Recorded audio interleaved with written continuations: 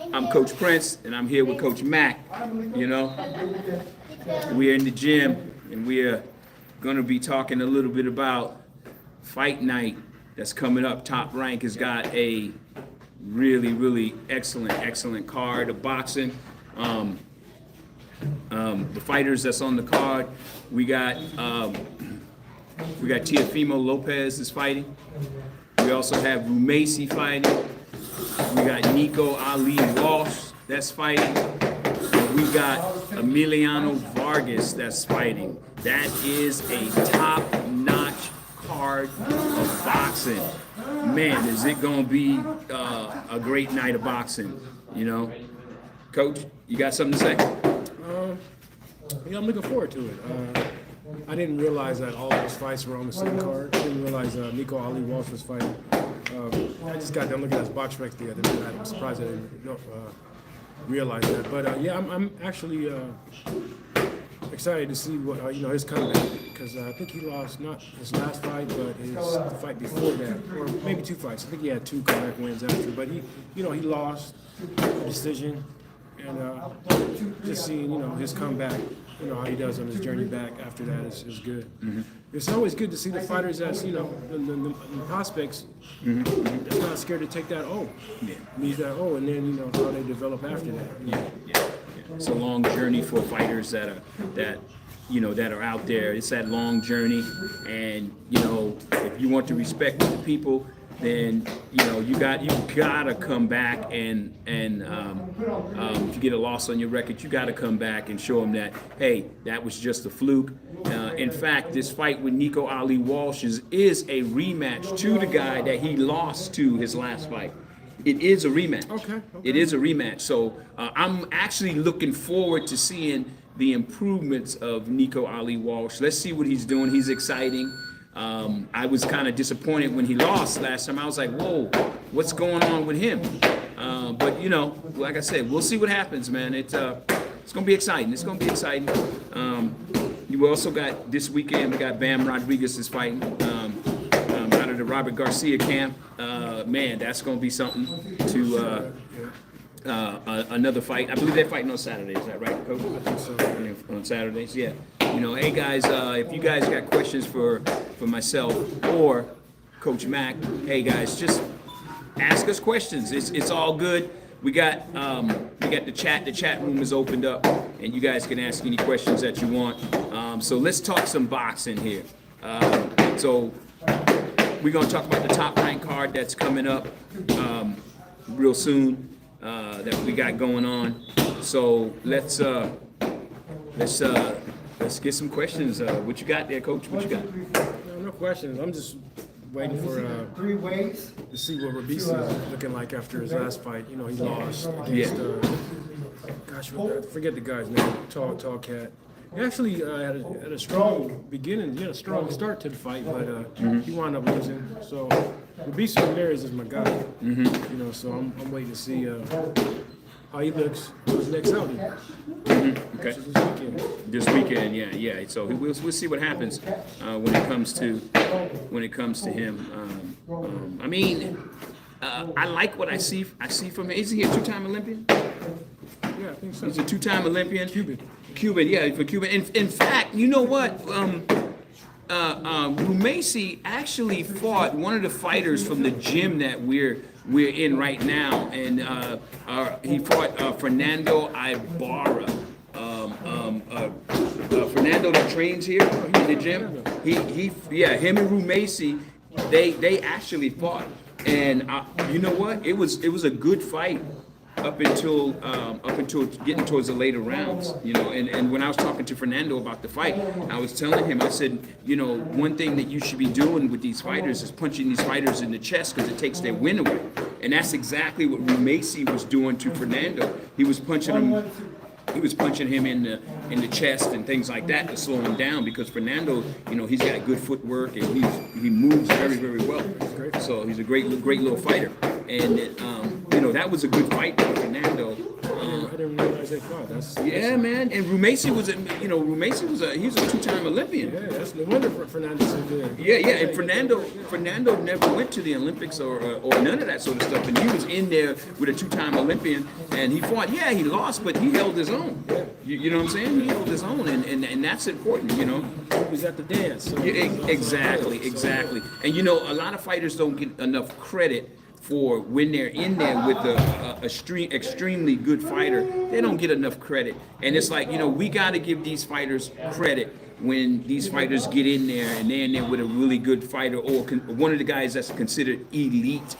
Because again, you know, Rumasi is a two-time golden, two-time golden medalist. Not, I was gonna say Golden Gloves, but he's a two-time gold medalist. You know, so it's like, hey, he's in there with the big boys. You know, he was in there with the big boys. So, and that's what's up, man. It's nice to see that, man. You know. I was watching the weigh-in today, and I was checking out Fernando Vargas. Man, that dude is so cool, man. It's so Senior cool. or junior? No, okay. Senior wasn't there because his son is fighting tomorrow night, so he's going to be with his with Junior. But Emiliano Vargas was there, Okay. and I know I said Fernando. I get them a little mixed up, but Emiliano was there. And I was checking out Emiliano. He's so cool. Just the way he dressed, the way he carries himself, everything about him, man. The man is just good. I mean, the man can speak. He dresses nice. He does everything that he needs to do to be. I'm gonna say it. That golden boy. That's what I see in Emiliano. You know, I see him as being the golden boy of boxing, and I think he's gonna have a great and long career. You know, he said something that kind of intrigued me today was that some people think that his family, because him and his brothers all are fighters, that people think it's a fluke that that they're all fighters and they're winning and things like that.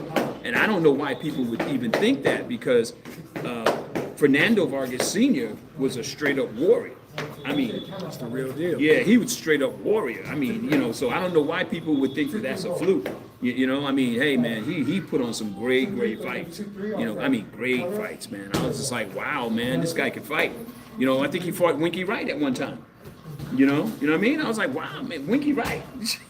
That was his breakout. That was Yeah, Winky's. no, that was actually supposed to be Fernando's breakout fight. He wound up turning it into. It was such a close fight. A lot of people think he actually lost that fight. A lot of people started hating because Winky Wright wasn't being known back then. Yeah. That's what got him on. Yeah, but but the name. What I liked about Winky Wright is Winky Wright had these long arms, so it covered. He could cover his hand up here and his body, and you couldn't get in. That was so good. His defense was so great, and he had those long arms. And man, just walk in. he just walk right in on you, man. He was just something else, man. You know. But Fernando Vargas, man, he was a warrior. You know, his sons are all of them are warriors, and it's nothing but good things to say about him. You know what I mean? Nothing but good things to say, man. You know, we also got Teofimo that's going to be fighting, and Teofimo's exciting. You know, I like to see what's going to happen with Teofimo. He was saying how he was the last of the 140 pounders to get a title again. You know what I mean? So we're gonna see what happens, man. We're gonna see. You know anything about his opponent, Steve Claggett?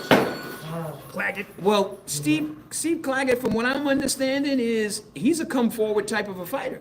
Okay. And so is Teofimo. They both like to come forward. So if they're gonna come forward, we might see a war. Yeah, Tio got that all day. Tio has problems with people that move. You know, guys that give him, boxer moves. Yeah.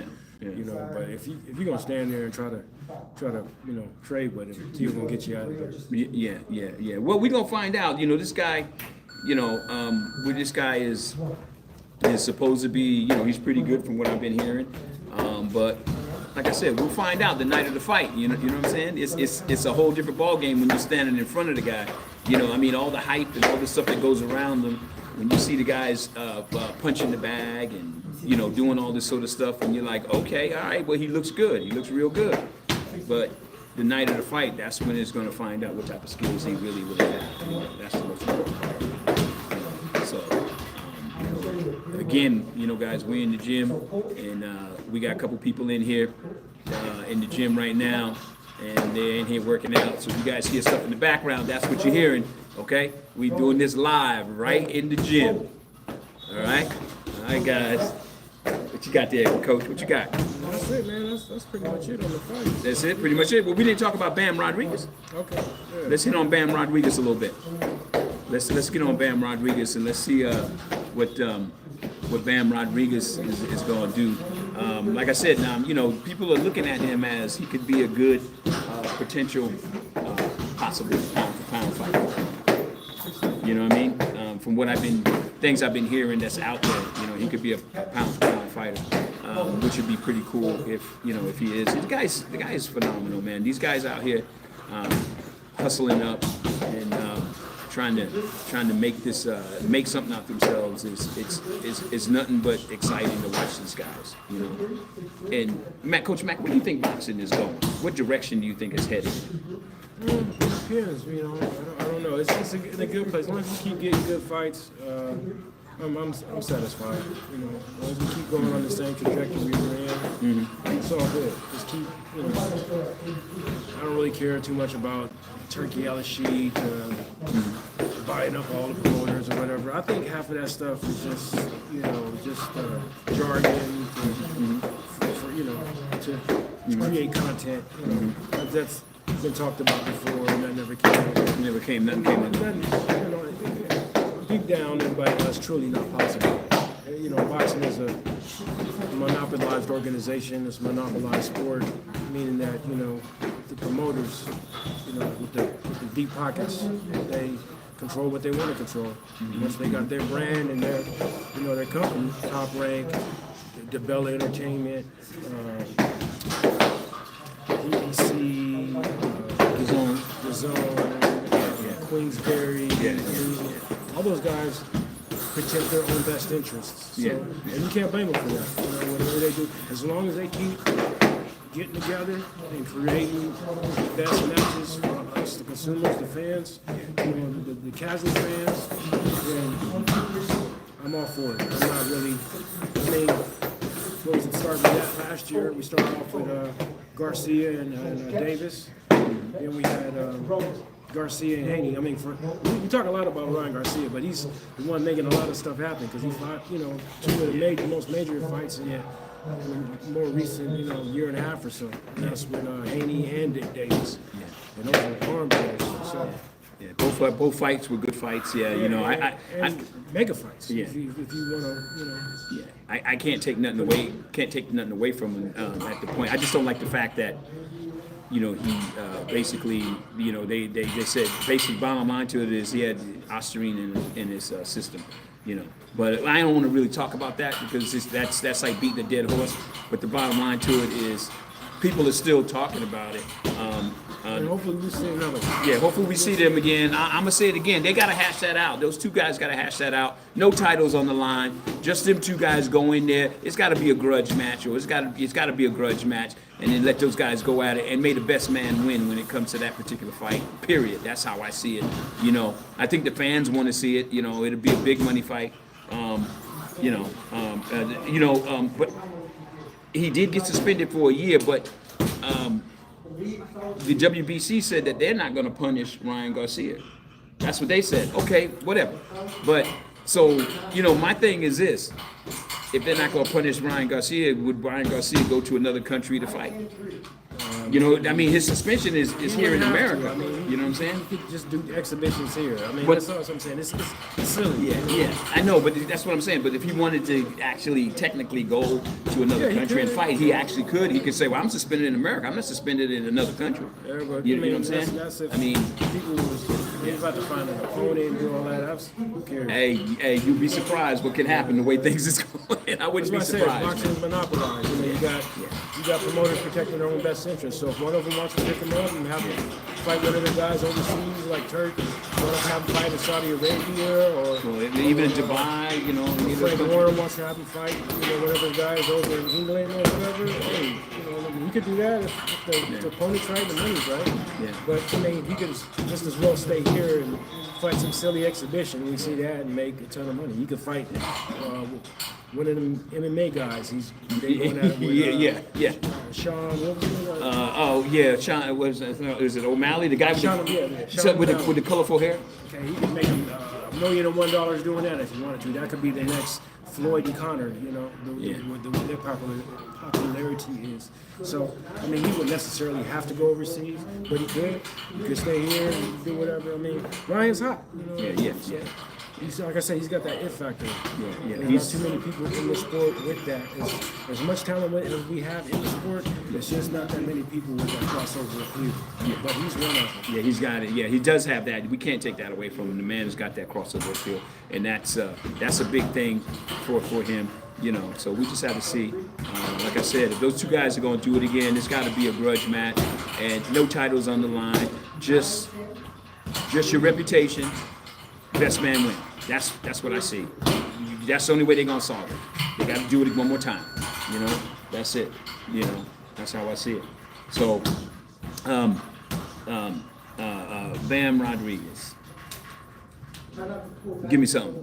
I already told you. Huh? Yeah, you Waiting for the fight. You're just waiting for the fight, right? Yeah. Okay. All right. That'll be pretty cool. That'll be pretty cool. I'm excited. It's going to be another great weekend of boxing once again, and looking forward to it, which is pretty cool.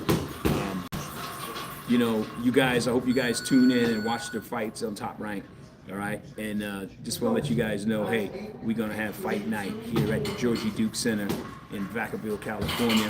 It's an amateur part of boxing, and if any of you amateur fighters that are paying attention to this podcast or watching the podcast, you know, if you want to fight on that card, just hit me up. Okay, go to Boxing Profile, send me an email. Okay, you can go to Instagram and just go ahead and you can DM me there and just let me know, and I'll send you guys over the fly and all the information that you need. We currently have a lot of people trying to get on the card itself, so we're trying to be fair to everybody. We're looking to have 25 bouts on the card. We know things could happen, you know, the day of the fight, people not making weight, all this sort of stuff, people pulling out. So there's a lot of things that could happen. So I just want to let you guys know that we will be having fight night at the George Duke. This will be the second one, you know, and we will be trying to have other events here at the Georgie Duke also. So with that being said, folks, we're going to go ahead and sign off, and just want to let you guys know, hey, you guys get an opportunity, watch the Top Rank fights, and it's going to be a great night of boxing. Check out Bam Rodriguez also. All right, guys. Who you was going with? You Oh, talking, my bad. You didn't say who you was going with. Oh yeah, You was man. like, I didn't want to tell say. the I didn't want to say, people man. you gotta tell the people I didn't want you to. I didn't want to. I didn't want to say. But okay, I'm picking Bam Rodriguez to win. I'm also picking Rumasi to win. I'm picking Teofimo to win.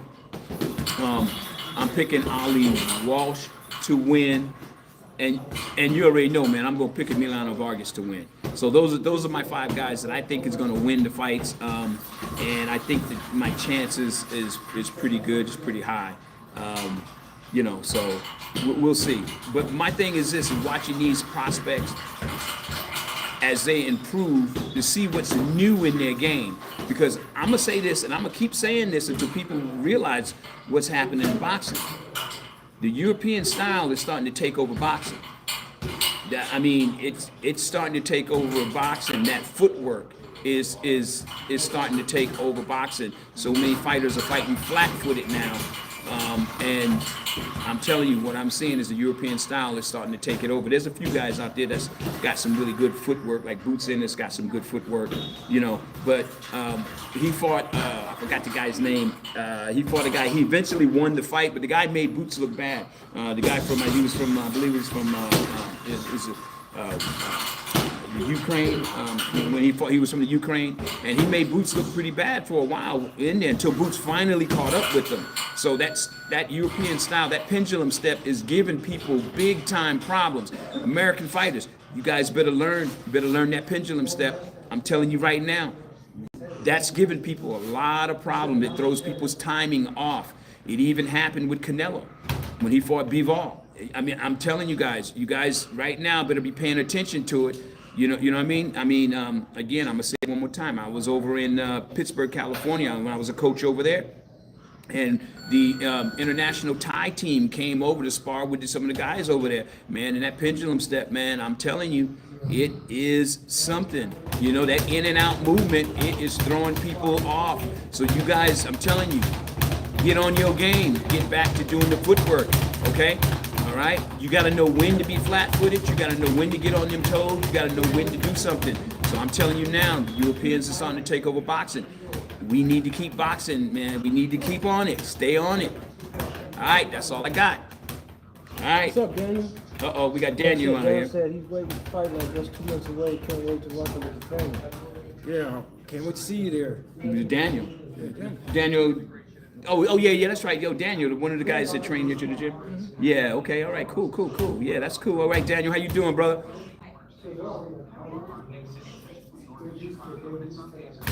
All right, guys. So, well, you know, that's all I got for you right now.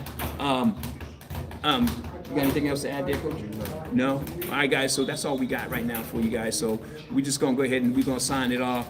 Just kind of look for us. We're going to try to do something as much as we can. But we're going to be trying to come on pretty much every Thursday around 8:30 is the best time for us to try to come on. Today we came on because we want to talk a little bit about the top ranked card. It is a stacked card, and we're looking forward for those fights, you know. So, all right, guys, that's all we got for you. And remember something: you punching, don't get punched on. We out. Stay tuned.